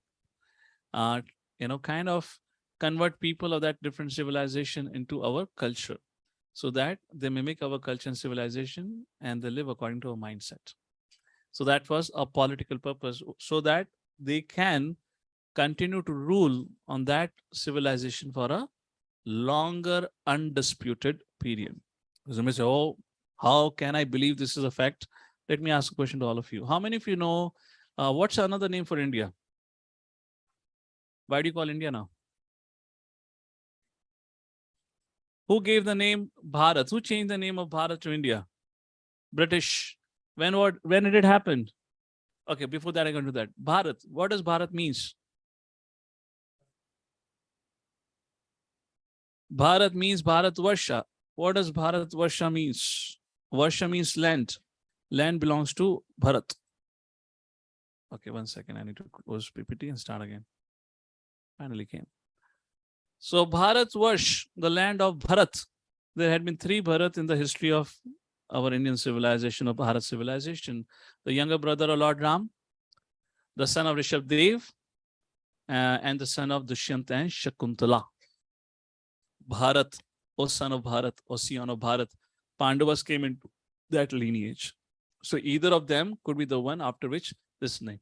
So when you said Bharat Varsh, you immediately remember either Lord Ram, Rishabh Dev, or the great lineage of Pandavas. Now, when you say India, what do you remember? Huh? You don't remember anything. There is no identification to the word India. So why in 1848 Britishers changed the name from Bharatvarsh to India? Because they were thinking Islam had ruled this country for around 750, 800 years ago. Yet they were defeated. Yet therefore, Marathas threw them out. After the death of Aurangzeb, within another 50 years, they were out. We want to rule it forever. How can we do it? And it was a time of British all over the world, actually. They ruled it, and it was a time. They were just there all over the place. And they decided we cannot control these people through might because they're so happy and content. So if you want to rule them, what we have to do, we have to break their backbone. And what's their backbone? Their culture, their cultural identity. Therefore, they started studying Sanskrit, and they started translating Sanskrit into English. And they started teaching that translations into the schools and colleges they set up. Does anyone know? You go and find out. When was the first university or when was the first school came into existence in Europe? You know about Pandavas going to Gurukul? How many of you know that? Raise your hands. Prior to 17th century, there was no school or college in Europe. Who gave knowledge to whom then? There is Takshila University, Nalanda University, where people from all over the world came.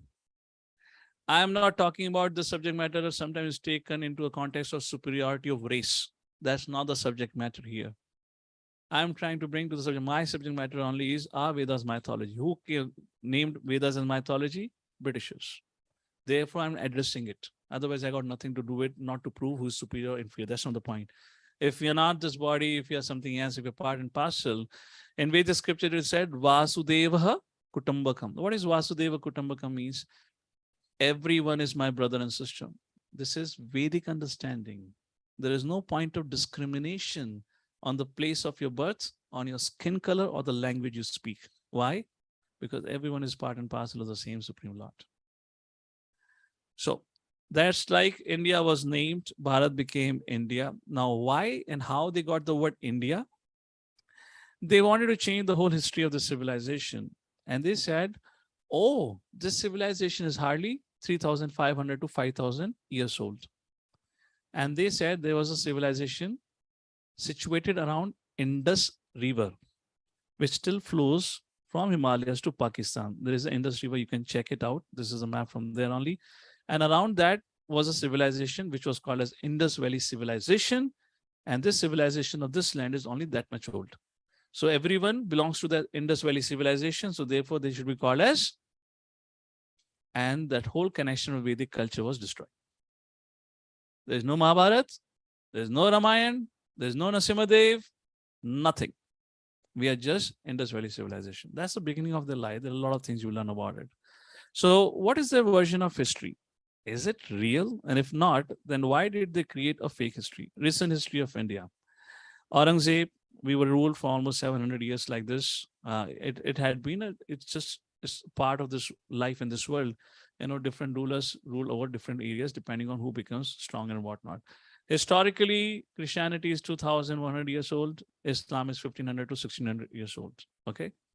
Then British defeated Marathas and British overcame. And then they created a branch of study called as Indologists. This is the version of Mahabharata that the first set of Indologists translated from Sanskrit to English. The Epic of Ancient India, I'm just reading what is written there. This is the introduction page of the book, condensed into English verse by Romesh Datta, with an introduction by the Right Honorable F. Max Muller. He was a student of Max Muller. Like that, the original books which got translated in English were all from this Indologist perspective. This is mythology. They wanted to negate all the ideas like that. London, J.M. Dent, like that is this. The idea was to dishonor Vedas for political and religious purposes. And how did they accomplish it? First, Indus Valley Civilization. And then they coined another thing called as Aryan invasion theory. You know what Aryan invasion theory? What is Aryan invasion theory? Hitler fought on that concept. We are the Aryans. But right, Aryans is not about saying I'm superior than other civilization. Aryans means God consciousness. Somebody is God conscious. He cannot harm. Forget about human being. A God conscious person cannot even kill an ant. An Aryan means spiritually elevated society or civilization, which means a God conscious. So again, there's a lot of history into that, but Aryan invasion theory. What is Aryan invasion theory that British has introduced gradually? So they said, oh, you people, you're totally uneducated. Just like recently in one of the, I believe the British journalist said, you know, what did, after the death of the Queen, what did the British give to India? Culture, civilization, college, structures. You might have heard of it. So like that, they said, Aryan invasion theory, 3,500 years ago, it was all jungle Raj here. Jungly people used to live here. We Aryans. So they claim Europeans are the Aryans. We migrated to India. We gave civilization. We created Brahmanas, Kshatriyas, Vaishyas, Shudras. And we people wrote Vedic scriptures. So Vedic scripture is how long? 3,500 years ago. How old? 3,500 years old are the Vedic scriptures, are written by our generation. And what they did when we came here, this land, the North India, at that point of time was lived by a dark complexion people. So when these Aryans came, they pushed them downward. That is South India, dark skinned people. And North India a little fairer, right? That is how they created this Aryans versus or Brahmins versus Dravidians. So the Aryans that came from Europe were the original Brahmins, and Brahmins versus Dravidians became a political divide from that time. Like that, they created. Vedas are only 3,500 years old, like that. Aryan invasion theory denies the origin of Bharat's predominant culture, but gives the credit of Bharat culture to invaders from Europe. If Aryan invasion theory, if Vedas are accepted as truth, then everything spoken in the Bible will be put to question. Oh, really? Let me give you one evidence. According to biblical time frame, world was created 6,000 years ago, 23rd October, 6004, which means 23rd October around 11 o'clock. I don't know from where they got the date and time. If the world was created then, what was happening at 10 o'clock? This is biblical time frame. This is what is mentioned about according to Bible when the world was created. Okay. But Vedas said the universe was created 155 trillion years ago. There's a very famous story called as Noah's Ark and a great flood. All of you would have probably heard of it. When the God came to Noah, told him the world is about to end, a lot of simple people, I want you to take species, one element from all the species, build a boat. There'll be a great flood, which is called as, that time in an old English boat was called as ark. And I will save you. And then when the flood or the deluge stop, then you start a civilization. Sounds very familiar to Matsya Avatar. How many have heard of Matsya Avatar and King Shantanu? Right? The Lord appeared, and there was a change of yuga, like that. I'm just giving few evidences like this. You go into it, you'll find it is all subset of it. Is there any proof that Indian civilization had the Vedas before so-called Aryan civilization? If Aryan invasion theory is false, what is an evidence that we existed, our civilization existed more than 3,500 years ago? First, in our Vedic scripture, description of Saraswati river is given in and out. According to the modern science, Saraswati river bed dried up 4,000 years ago. Do you understand? 500 years? What a huge gap. If they were invaders who came after 500 years, nobody should know about Saraswati. Why would they mention about Saraswati? It's not that they came and they started writing scriptures. First thing. Second, anthropological findings in the Indus Valley civilization disapprove the Aryan invasion theory, that this was only 5,000 years old. No. There are findings of Shivlings and Durga, which means Aryans came. Prior to that, it was all Jungle Raj, which means there was no god worship, which means there should not be any temple worship. It means there was no deities. But through anthropological findings, the deities of Lord Shiva and Vishnu have been found not only older than 5,000 years, millions of years old. In Russia recently was found, which was millions of years old, in Chechnya region, there when they were digging there, they found Shivling, which was so old. So again, that disproves that it was only 5,000 years. Why don't the Vedas mention homeland in Europe? If they came from Europe, not even once in whole of Vedas, there is a description. A lot of time people ask, why God has to always appear in India? My question to you is, if that was the case, if the Vedas were written by Europeans, why it was not mentioned Krishna appeared on the Swiss Alps? Lord Ram appeared in Paris. Ravana appeared in maybe Frankfurt. Why it is not mentioned like that? Why it is only mentioned here? Samaj Dwarka. It has been found. Dwarka is submerged. They have discovered all this thing. Now, why would the country be named after Bharat, even if it was a fictitious character? Now, you go back into the history of Europe. Which land, as of now today, which we know of, has a history related to a person? For example, Paris. Figure it out. What's the history of it? But only here in this land, Bharat, there are 3 characters by which this land was named. Think about it. Sanskrit, the scientist says, is the mother of all language, is a language which is most complex and easily understandable and decoded through computers. It's the most convenient language for language software programming, July 1987, Forbes magazine. Now, Sanskrit is found in Vedic text only, right? So why wasn't there used in European schools? What was the result of Aryan invasion theory on the origin of Vedas and Vedic culture? They claimed all the Vedic culture, Vedic civilization is superstitious. Aryans became a race as suggested by a theory, superior versus inferior. They made Dravidians versus Brahmanas. And that's what this divide and rule had continued, and it destroyed our civilization. It led to atheism, and it led to ultimately doubt in scriptures. Okay, if Vedas were mythology, what kind of aborigines, let's say Vyasadeva had composed? So what kind of an aborigine Vyasadeva was? Think about it. He was a caveman, as they say. Sanskrit, the most complicated language was used by aborigines. Think about it. Even we cannot understand. Take 12 years of learning Sanskrit language. Divisions of time. We know about seconds, we know about milliseconds, we know about nanoseconds. Here in Srimad Bhagavatam, various texts, the beginning of time is given to 1/10,000 of a second. From there, the calculation of time begins. Thinking of the child in the womb is described in the field of embryology, one of the texts in scriptures. Vedic scripture says there are 8.4 million species of life in this world, and the science today claims around 7 million species are there. And every year, the number keeps on increasing. Diverse knowledge. How is it that the Vedas, which are supposed to be dubious writings of uncivilized aborigines, contain systematic information on music? Ragas, sa, re, gama. This is the foundation of all music. Medicine, Ayurveda, art, the carvings, the architect, the structures that we made, politics, architecture, warfare, psychology, the cuisine. Think about the food that we eat. So much varieties. Before Britishers started ruling this country, we had 400,000 varieties of rice. How many? Sorry, 4,000 varieties of rice. Today, there's only 200 varieties of rice. You can imagine, even for every pulse, there was so much diverse varieties and tastes.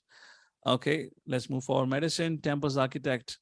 Describe atom. How could uncivilized aborigine even know the art of reading and writing, much less describe the atom and atomic energy? Brahmastra is the atom bomb thrown by Ashwatthama on Uttara and Arjuna. It's described in Mahabharata, and it describes about how it happens. Discussion about universe. We're going to talk about tomorrow evening when we have Light of Bhagavad, cosmic travel. We'll take a look into it. How could they give description of orbits of the planet, their size, their eclipses, size of the universe? How many of you know that, Amavasya, Purna, what do you say in Purnima and everything? This is not according to English calendar. This is all according to Vedic calendar. And it follows two ways, lunar and solar. Either of it, therefore, there could be different tithi. Now, we know even today, when Krishna appeared, 12.5 lakh years ago, Lord Ram had appeared. Even today, we know which is the day of his appearance. Because we know what was the situation of the constellation which is given in the Ramayana, and for Krishna given in Mahabharata for that reason. And with that position of constellation, we can figure out what is the tithi, what is the date. How if it was a mythology or things like that, how can we have that advanced knowledge about it? Yoga, world famous, people follow that, describes soul and God and acknowledged by best of the scientists for that reason. Or the question comes, is it that it is all given by some uncivilized humans, or is it given by God? Are these learned men fools reading books by uncivilized aborigines, or Vedas are the books of knowledge originally given by God, preserved by being handed down in Vedic tradition, or disciplic succession? So first reason why Vedas became mythology, we discuss about Max Muller. And the last, why people sometimes call it mythology, because they find it difficult to understand. How Ravana can have 10 heads. How his son Indrajit can fly in the sky. How Krishna could have 16,108 queens, many things like that. And he can parallelly exist, with all these queens, things like that. We find it difficult. Something is difficult does not mean something is false. Something difficult proves my inability to comprehend difficult subject matter. We should not call it fiction. To conclude with the purpose of Vedas, we talked about Vedas and mythology and art. To conclude, what is the purpose of Vedas? It's only one thing. Sarvasya cham hiti sannivishtam matahasmata jnanam apohanam cha. Vedaischa sarver aham eva vedyo vedanta krit veda videva chaham. The only purpose of Vedas is to reawaken our relationship with the Supreme Father. That Supreme Father, somebody may call him as Jesus, somebody may call him as Allah, somebody may call him Lord Ram, Shiva, Krishna, etc. Whatever names you call it, Sun in different languages is called differently. Yes or no? The sun changes its nature or position. So the purpose of Vedas is to revive, reawaken that relationship. It doesn't matter to what faith, what religion do we belong to. Whoever we are, Vedas act as an aid that assists us to reawaken our relationship with the Supreme Father. That's the subject matter. To conclude for today, we discuss about happiness, commonalities. The prerogative of humans is to inquire, why am I suffering? And then, is accepting scriptures a blind faith? We give three evidences: science versus scriptures. We talked about undefeatable Vedic truths like cow dung, plants have life, etc., and Vedic predictions. And then we talked about FAQs. What are Vedas? Acts as a mother. Origin of Vedas. Lord spoke to Brahma. How did we receive it? Vyasadeva decided to compile it in written format. Division of Vedas, he divided into four: Rig, Sama, Yajur, Atharveda. Are the Vedas mythology? For that, we had a elaborate discussion. Two things in Vedas and mythology. Mythology, what was given by Max Muller, and then we saw the political history for that. And we also discussed, if it is mythology, or if they say it was written by a caveman, what kind of aborigines were they?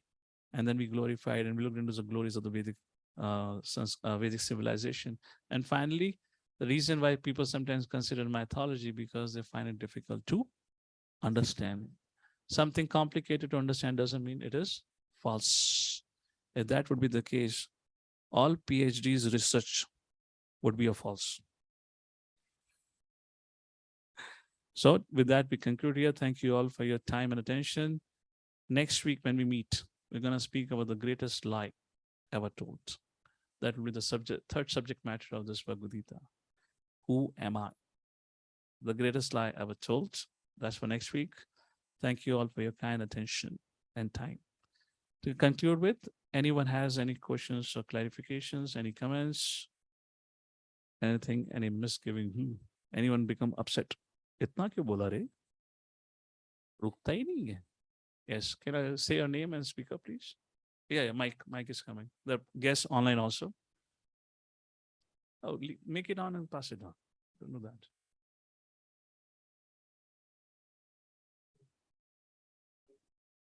Hey,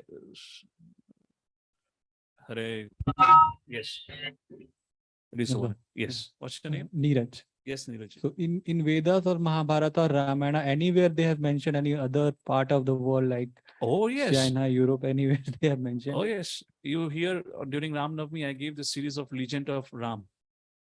I spoke about the whole world. Evidences today which prove existence of Lord Ram's Ramayana and the culture of Lord Ram. We'll give you a link. We'll publish it. I would say it is a must-hear series, Legend of Ram, where I have given a factual facts of today, as of today. And I've covered the whole world, all the continents, where the Lord Ram's culture was found. Why over a period of time it has changed? The things have changed in the last 500 years effectively. I don't want to speak everything openly here. Why it changed, that's a different thing. But please go and hear that series. You go on Evolve YouTube channel, you get a series called Legend of Lord Ram. There are 5 sessions which covers all the continents. So even it's just Americas were there? Everything. Everything. I have quoted verses from Valmiki Ramayana where it was mentioned, told, go to this place. And that place exists even today. When search for Sita was there, Sugriv said to his Vanar Sena, go to this place. And they said, how do we know we have reached this place? And they said, you'll find this. And that place exists today. And you can Google it out and see in the Google Earth also. Legend of Lord Ram is a series. You want to hear that? Yes. Anything else? Mike, please. If anything anyone has anything to say online, you may please raise your hand. Yes. What are Upanishads? Upanishads are part of this only. Rig, Sama, Yajur, Ved. There are further division. There's 2 kinds of shastras, Shrutis and Smritis. So Shrutis are Upanishad. Smritis are like Mahabharata, Puranas, Nitihasas. There are 108 primary Upanishads. Hey, bros, you want to make sure that everyone have prasadam. Please meet with the guests kindly. At least give him something. Go ahead. Fine? Yeah. Yes. My name is Bhaskar Majumdar. Yes, Bhaskar. So previous name of India was also Aryabharat. Oh, that is So how- long ago before Bharatvarsh. So was there some connection between that and Aryan theory? Oh, yeah, because we are Aryans. Now, Aryans means who live by Vedic culture. So, Aryavrat. And then there are two thinking. One, the Bharat, the son of Dushyant and Shakuntala, was such a great, powerful personality and dharmic king. Then people begin to call this world after his name, Bharatvarsha. Another understanding is Rishabdev's son, Bharat. He was such a great personality, such a God-conscious, civilized personality. He was so kind and compassionate, taking care of the whole civilization, that people begin to call after that Bharatvarsh. So Aryavrat is correct. Aryans. It's a land of Aryans, civilized human beings. So it should not be the case that from here the Aryans went to Europe. Oh, yes. Russia in Mahabharata is called as Rishi Pradesh. Mauritius is what? When Lord Rama hit Marich, the land which he fell into, the island which he fell into, is known as Mauritius today. For everything, there is a history. We don't know it only. We have not had a time to hear enough or heard about it. You go to Mauritius, you'll find a big, even today you'll find there is a place where Marichi fell. Even today. And from that Marichi came Mauritius. From Rishi Pradesh came Russia. Russia reserved that nomenclature. It's too cold. Who can live anyways there? Only sadhus will go to perform austerities there. In Legion of Ram, I have spoken at length about Russia. Hear about it. So many scientific facts and evidences are there of ancient civilization there. Okay. All right. So, yes. Mike here, please. So Yes. Russian people might be following the things that happen in the India. Say that Like again. Russian people, they might be following the things that we are following. That might be following. Yeah.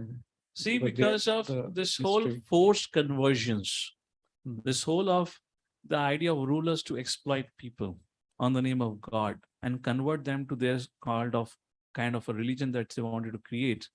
Imagine years of exploitation and conversion that goes on like that. After a generation or two, you forget everything. Mesopotamia became Iran, right? Mesopotamia, it was a Parsi land. Within 25 years of rule by particular kind of rulers, it became Iran. And those Parsis had to run away for their life. And some of them came and settled in India. India have the highest population of Parsis today in the whole world. Surviving are here only. There's hardly 800-year-old history, not 800, 700-year-old history. Within 25 years of their rule, they converted everyone or killed. Or those who didn't converted, or those who didn't got killed, they fled. And they survived and they lived in India. Therefore, India is a land of varied cultures and civilization. Because here in this country, there have been never a kind of a mindset of, rule and exploit. There's never been a mindset of people generally like that. Therefore, they say in history, there's never even a single case where India and China fought a war. We are immediate neighbors. There's never been a case. Now, because of whatever's the case, I don't want to go into details of it. Fine. Anything else? Okay. To conclude with, how many of you agree Bhagavad Gita is a fact? Raise your hand now. Not a myth, not a mythology. Okay. How many of you agree everyone should read it? Now, how many of you agree I'm going to read it? Now, how many of you agree I'm going to start from today only? Okay, we have copies of Bhagavad Gita. If you don't have it, pick a copy of Bhagavad Gita from here and start reading it. Okay, and we'll share more about it in the future sessions. So with that, thank you all, everyone. Prabhupada the key. Thanks to all the online audience. Is there any written question up there? Okay.